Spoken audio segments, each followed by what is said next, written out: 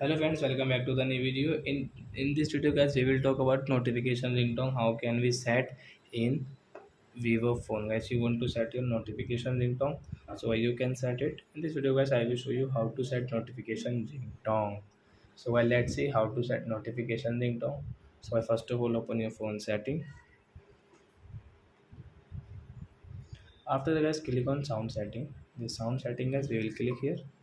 Scroll it and guys, come on notification ringtone. So by which notification tone guys you like, you can set. Listen guys in ringtone.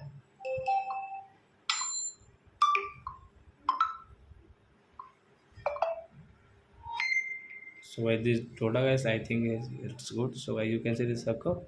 So guys click here. Yes that. So when notification ringtone will send do da. So I hope friends you have understood how to set notification ringtone in Vivo phone. So that's it guys. Thanks for watching our video. Now we will meet on next video with new topic. If you guys please go and like and subscribe my channel. Bye bye friends.